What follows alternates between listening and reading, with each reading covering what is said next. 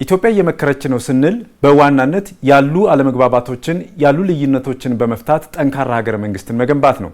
በተለይም ጠንካራ ሀገራዊ መግባባትን መፍጠር ላይ ትኩረት በማድረግ ሀገረ መንግስትን ለመገንባት በዋናነት ትኩረት ተደርጎበታል።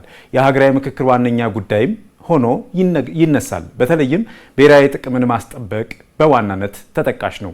የሀገር ብሔራዊ ጥቅም ማስጠበቅ ወይም ደግሞ የሀገር ብሔራዊ ጥቅም እንዴት ይጠበቃል? አንደኛ የጋራ ግብ ያላቸውን ባለድርሻ አካላት ማሰባሰቡ፣ የተፈጠሩ ቅራኔዎች እንዲፈቱ ማስቻሉ፣ የሀገር ሉዓላዊነትንና መረጋጋትን ማጠናከሩ፣ በተቋማት ላይ እምነት እንዲገነባ መስራቱ፣ ለዘለቄታዊ የሚበጁ የመፍትሄ ሀሳቦችን በተለያዩ ዘርፎች እንዲመነጩ ማስቻሉ በዋናነት እነዚህን ለጠንካራ ሀገራዊ መግባባት ለመፍጠር ዋነኞቹ ናቸው። ሀገራዊ ምክክሩም ይህንን ትኩረት አድርጎ እየሰራበት ያለ ነው።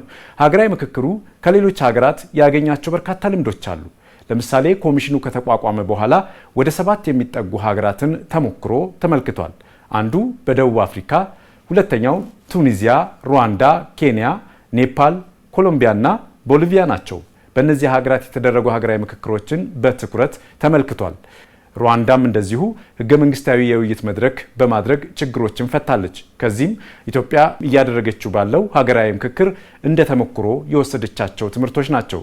ከሀገራቱ የምክክር ሂደት ኢትዮጵያ ምን ተማረች የሚለውን ስንመለከት ስምምነት ላይ ለመድረስ መስዋዕትነትን መክፈል እንደሚያስፈልግ ትምህርት ወስዳበታለች። አካታችነትና አሳታፊነትንም እንደዚሁ ከሌሎች ሀገራት የምክክር ሂደት ትምህርት ወስዳበታለች። ትዕግስትና ጽናት ሂደቱን በተለያዩ ዙሮችና ምዕራፎች ማካሄድ፣ እነዚህም ከሌሎች ሀገራት በተደረጉ የሀገራዊ ምክክር የተገኙ ልምዶች ወይም የተወሰዱ ትምህርቶች ናቸው። ለመሆኑ የኢትዮጵያ ሀገራዊ ምክክር ሂደት ከነዚህ ሀገራት በምን ይለያል?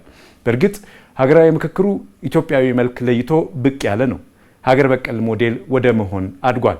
ኢትዮጵያ ትልቅ ከ120 ሚሊዮን በላይ ህዝብ ያላት ሀገር እንደመሆኗ የሀገራዊ ምክክሩ የራስ በቀል የራስ እውቀትን የመጠቀሙ ነገር ትልቅ ድርሻ ወይም ትልቅ ቦታ ይሰጠዋል። ሀገራዊ ምክክሩም ይህንን ታሳቢ በማድረግ የተለያዩ ስራዎችን ሲሰራ ቆይቷል። ህዝቡ የመመካከር ችግሮችንም በጋራ የመፍታት ልምድም ይዞ የመጣው ትልቅ ባህልም ነው። ይሄም ከሌሎች ሀገራት የሚደረገውን ሀገራዊ ምክክር ለየት ሊያደርገው ይችላል።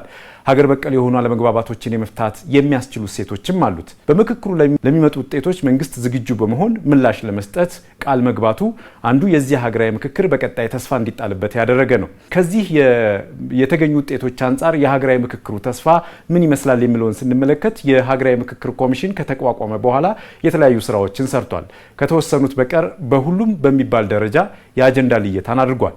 ሁሉንም የማህበረሰብ ክፍሎችን ባካተተ መልኩ አጀንዳዎችን ተቀብሏል። ሀገር በቀል እውቀቶችን ትኩረትም አድርጓል። እነዚህ ነገሮች ተዳምረው ሲካተቱ ወይም ደግሞ እነዚህ ነገሮች ሲታዩ በአጠቃላይ ለተያዘው ቀጣይ ሀገራዊ ምክክር ለተያዘው ግብ ትልቅ ስኬት ሆኖ ይነሳል። ስለዚህ በሌሎች ሀገራት የተገኙ ልምዶች፣ በሌሎች ሀገራት የሀገራዊ ምክክር ኮሚሽን ያገኛቸው ተሞክሮዎች ኢትዮጵያ ለምትመክረውና በቀጣይ ላሰበችው ልዩነቶችን በመፍታት ጠንካራ ሀገረ መንግስት ለመገንባት ለታሰበው ዓላማ ትልቅ ድርሻ የሚጫወት ሆኖ ይነሳል።